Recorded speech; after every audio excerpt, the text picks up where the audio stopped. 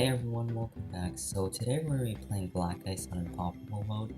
It's that other level that's also rated 5 skulls of difficulty, making it, quote, one of the hardest levels in the game. Except, in my opinion, I think this is like much, with a huge much easier than Cursed Mirrors. Because first of all, Cursed Mirrors has 4 lanes. This only has 2 lanes. And also Cursed Mirrors is really short. Like, so short that it's kind of hard to pop that fortified bat at the end. And I don't know if I remembered incorrectly or what, but I remember this level had max modifiers. So they had like every single modifier, but I'm not sure if they changed that because I don't really think I played that level back then that much. Other than a few times in like, I think it was the collection event. They don't even send you a fortified bat on this level, which is, I don't know what to say about it.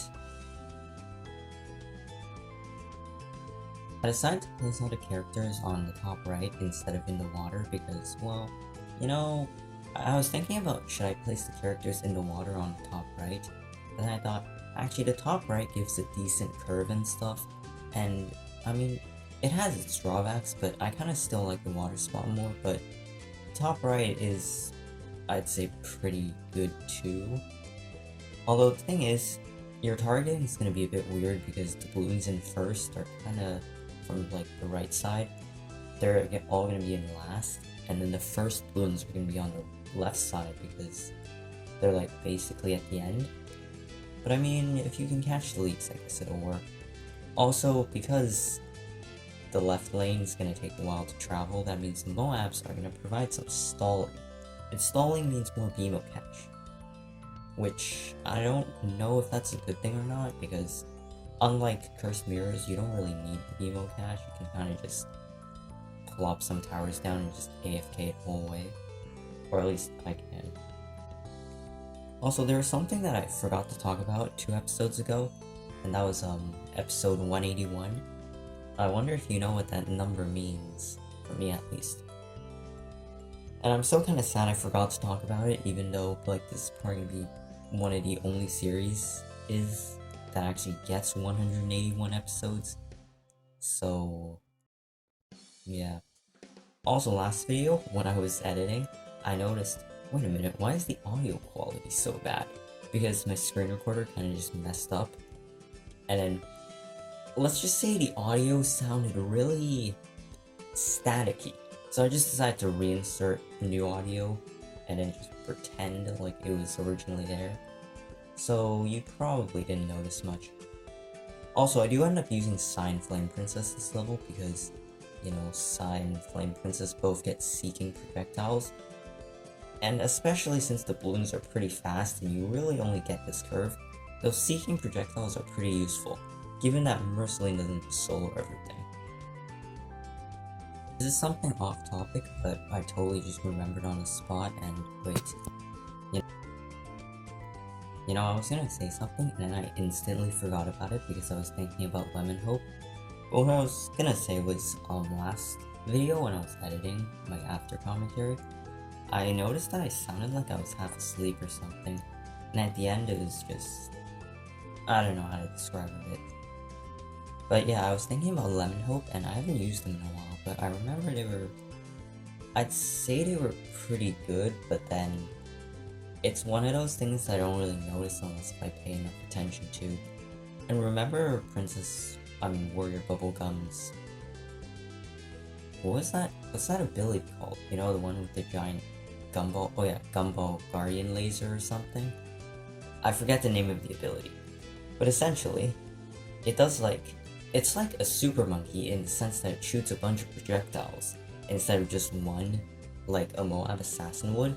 So if you grab some trinkets that do extra damage, like per shot, it would do like an insane amount of damage to the bad.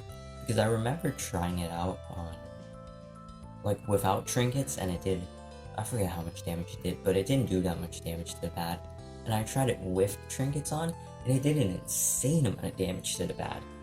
It like almost one-shotted the whole thing, except actually it was more like 1,000 shot it, but you know what I mean, one beam.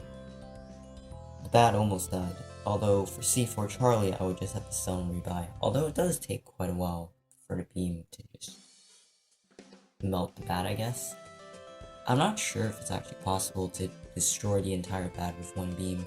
Maybe it might be, but you need some good trinkets, leveling, and maybe other buffs. And that's what I was thinking about Lemon Hope. Would it attack faster? I think it would, but I kind of want to try it now, so maybe I'll test some other day. I haven't actually been using that many allies. You know, I'm kind of starting to just use an AFK strategy at this point, where I just get characters in AFK, although I am still doing some of the farming stuff. But imagine if I just went full force farming on this level. I feel like then this level would be it would get destroyed. Imagine if they sent you 2 fortified bads, like, oh, I got an idea. What if this level, like, doubled all the Bloons, so that 2 fortified bads come, or, like, if they actually fortify the bads, and 1 comes from each lane? I think that would be pretty interesting, and that would definitely make the level pretty hard. And, oh yeah, you see all these zombie Bloons? If we actually did have double the Bloons, I can only imagine the amount of lag that I would be getting. But thankfully I have a Moab that keeps me covered, which I forget if it can even pop camos, but I don't think it can, so... I wonder if it can pop camos if you put it on Captain Cassie. These are all things that I have to test, and I probably forgot. But I have camo trinkets on C4 Charlie and like a bunch of the other characters, so... it's kind of just the stuff I don't really think about much. Or BMOs randomly filling up, and then I have to collect everything. But we're approaching the end of the game, and I've kind of gotten sidetracked, but we sold and rebought both bubblegums for their other abilities, and it's almost bad time, I guess. Also, the DDTs were a bit scary, so I dropped the Moab. Just, you know, so to destroy them faster, I guess. But with Wizard Nunchucks and Crystal Gem Apple, I think those DDTs are probably not going to make it that far either way. Although having full uptime on Flame Princess's elemental ability, thanks to the Cobra, is also pretty nice. And look at this nice lag. And this is on 2x the speed too. So yeah. And rip that bad. But anyways, that's the end of this level, so I'll leave this episode off right here. See you all next time. Oh yeah, and also, guess what? I don't even open that adventure